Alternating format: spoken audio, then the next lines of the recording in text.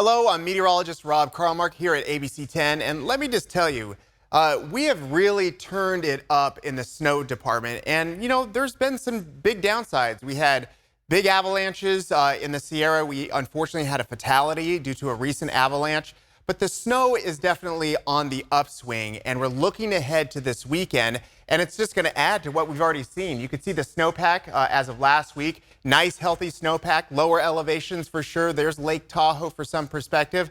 We're also seeing other things that we really like to see in the middle of winter. Green grass, healthy outflow for the rivers, creeks, and streams out to the ocean, meaning that the whole system here is working. So we want to go ahead and take a look at the future forecast and what this next storm is going to be going into. If you've seen some of the resorts lately, they've gotten plenty of snow. They've been very busy. You could see the percentage open compared to the amount of trails that each resort has and what they've been able to open. You can see that almost all of them are 3/4 full. Some of them are almost completely full. So as far as the ski areas, they've been very happy. The snowpack situation, though, is not exactly what it seems. This, in some ways, can be intentional. You can make snow on heavily traveled trails, so you could put the snow where you want it. But as far as the natural snow, it does tell a different story, that we've had storms, but we've been lacking in the snow department in a couple of different ways. Now, first of all, we are looking at statewide 52% of average. We're actually better than that in the northern and central Sierra. The southern Sierra is about 1/3 of where we typically are. So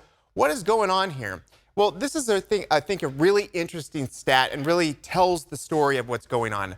UC Berkeley, Cal, they have something called the Central Sierra Snow Lab. It's basically a place right off Highway I-80. And they've got all sorts of snow measuring equipment. They've got an office there, and they've been keeping data in that spot for a really long time. So as of Friday, this is what we're looking at. You've got the percent of average precipitation. That's a combination of rain and snow. But when you just split out the snow, it's 60% of average. What's the difference between the two? The gap there is because many of these storms have had some portion of rain at this elevation. This is roughly right around 7,000 feet, so that's fairly high up. Usually pretty much through the whole winter, certainly in January, you're expecting snow at that elevation, not rain. But we've had at least 2 significant storm cycles where it has not been the light, dry, fluffy snow that you get with really cold temperatures. It's been bordering on the heavy, wet Sierra cement, if not straight up rain. And this is the kind of stuff that we're going to be looking at adding to the snowpack within the 2 cycles of this storm all the way through the weekend. Now, we spent a lot of time on this recently. If you don't know what this is from the Sierra Avalanche Center, and they're focused on backcountry conditions. This is for people that are backcountry skiing, backcountry snowboarding, snowmobilers. This is really important for them as well. People that are going to be spending time in the outdoors, in snowy environments, avalanche terrain, recreating. And this is specifically for them. So it's totally different at a resort where they have active avalanche control. There's not avalanche control in the backcountry. So you kind of want to know the base conditions.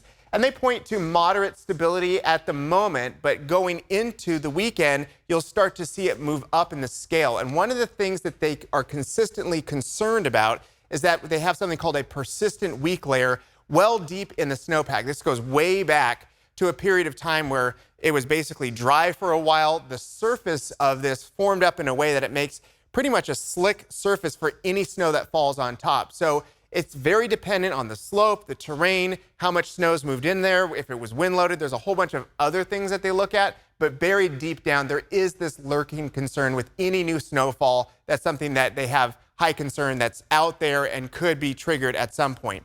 Now, the snow levels all the way through the weekend are going to be somewhat high. Now, this is not a major concern for the mid-mountain, for the ski resorts and up. And certainly there is plenty of the Sierra that's well above 9,000 feet, so no concerns there. It's just sort of playing along with the pass level. Lake level for Tahoe is 6,200 feet. So there's going to be moments where it's a rain-snow mix going into this system and going out of it as well, where some warmer air gets mixed in. But in the heart of it and in the overnight hours, we're looking at snow down to about 6,000 feet. And this will be heavy snow for sure. We're looking at 1 foot or more of Sierra snow at that pass level. Like I mentioned, we'll get a little bit below. We certainly are going to get much more above because this system is going to be moving through in 2 cycles. One word of note here, there's been plenty of cold air in the middle of the country.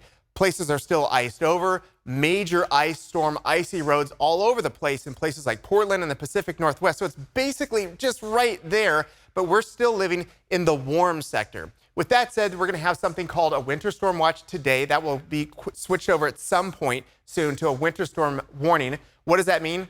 For the Sierra, we're looking at heavy snow, poor driving conditions, chain controls, stronger winds, also temporary whiteout conditions at times, basically winter driving conditions and winter impacts for basically all of the Sierra, because we're going to have all the bells and whistles of your classic winter storm. Like I mentioned, there's some warmer air in the beginning and end, but this is what it's looking like. Later on Friday, it moves in, combination of rain and snow all the way through Saturday.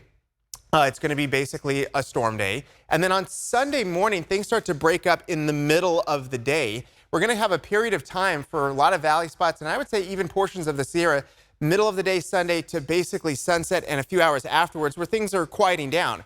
Then phase 2 comes in. This one has more rain potential, more snow potential. It's a little bit colder, so watch for that to last through the day on Monday, and then there's a little bit left over for Tuesday and Wednesday. The bottom line is this. In the Sierra and for Northern California, we're going to have some rain, and we are going to definitely have some snow. That snowpack will likely rise and get closer to the averages for this time of year. However, I don't really see it going past that. For rain in the bucket, because this has got plenty of moisture with those two phases, I expect almost all Northern California valley and lower level elevations to get more rain than average in the bucket. In other words, we're going to be sitting pretty after this storm cycle. I just wish it had a little bit more cold air.